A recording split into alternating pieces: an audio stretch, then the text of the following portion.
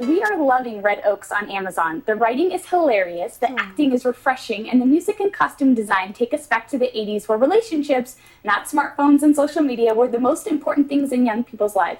Tell us more about the show that gives us your thoughts about what you miss most about that era. I really appreciate what you said because I feel like you summed up how I feel about it. So that really makes me happy. I feel like there's something very true about the show because we're dealing with real relationships as opposed to, fitting in relationships so you can sell a joke. If the jokes are just coming out of real pain or struggle, or just the fact that the nature of it feels like people I want to hang out with. And Definitely. I think that the kids, the younger people in it, are all so good. They're all so fresh. I bet you don't know any of them. Maybe you'll know Craig Roberts if you've watched Submarine. He's a brilliant Welsh actor who plays my son. And Richard Kind, you would know who doesn't love Richard Kind, who's so funny. And Paul Reiser is a comic genius, legend. And it's just something about the music and the vibe. It feels like almost like a John Hughes movie, but a little more arty. It's just a really interesting, I don't know how they did it.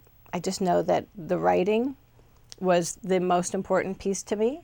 And then all the people that they use, whether it's David Gordon Green as executive producer or Steven Soderbergh, one of the other producers.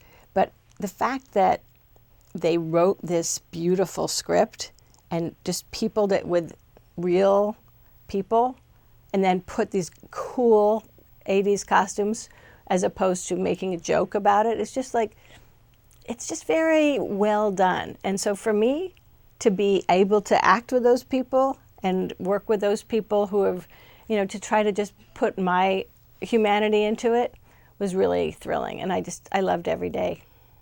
We hear you were actually engaged to Johnny Depp, but so little is known about this. So what can you share with us about what that relationship was like and how that period sort of mirrors some of the experiences that David goes through as he deals with dating? I think that youth is about figuring out what you do want and what you don't want.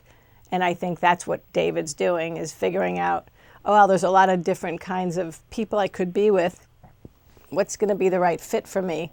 And I think, in my youth, I was just, trying on a couple of different ideas and waited till it was the right fit. We also miss your Dirty Dancing co-star, Patrick Swayze. Yeah. How often do you think about him, and what are some of your favorite roles he's played besides Johnny Castle? I think about Patrick. I think about him a lot. People are talking about him on Twitter, or anytime people talk about Dirty Dancing, that's all I think about. I just think he and I did 2 movies together. We did Red Dawn right before we did Dirty Dancing. And, I think that he as a person was very special and very original. And he had this very masculine and sensitive quality that is very unusual. And to be that much of a cowboy and a gentleman and strong and sexy. And it's just, I don't even like thinking about, the fact that he had to leave us so prematurely. And finally, both you and the Chicago Cubs were a big part of Ferris Bueller's Day Off.